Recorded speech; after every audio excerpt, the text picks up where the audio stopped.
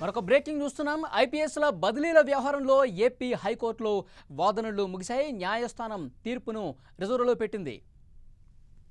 ఐపీఎస్ల బదిలీ వ్యవహారంలో ఏపీ హైకోర్టులో వాదనలు ముగిశాయి. తీర్పును రిజర్వులో ఉంచింది. పూర్తి సమాచారం తెలుసుకుందాం. మా ప్రతినిధి రవిచంద్ ఫోన్ లైన్లో సిద్ధంగా ఉన్నారు.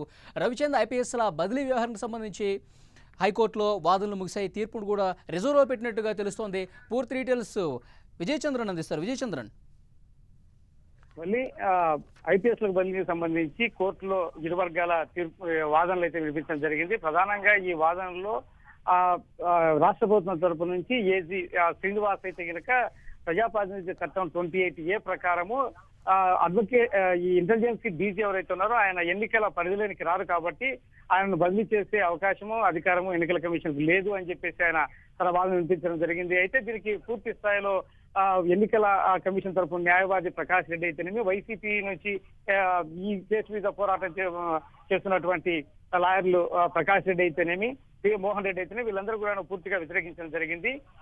ఎన్నికల కమిషన్ కు అన్ని అధికారులు ఉన్నాయి. గతంలో మనం పరిశీలిస్తే గనక గతంలో జరిగిన ఎన్నికల్లో కూడా యాదవ్ను ఎన్నికల డీజీపీ యాదవ్ను కూడా ఎన్నికల కమిషన్ తొలగించిన సంగతి కూడా ఈ విషయంలో వాళ్ళు గుర్తు చేయడం జరిగింది.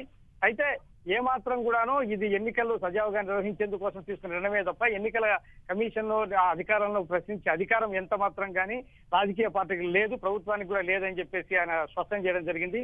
అయితే ఈ వాదనలన్నింటినీ విన్నటువంటి న్యాయమూర్తి తీర్పును రిజర్వ్ లో పెట్టడం జరిగింది. తదుపరి దీని మీద రిజర్వ్ లో పెట్టిన తీర్పును తదుపరి వెలువరించే అవకాశం ఉన్నది. Thank you Vijayachandran.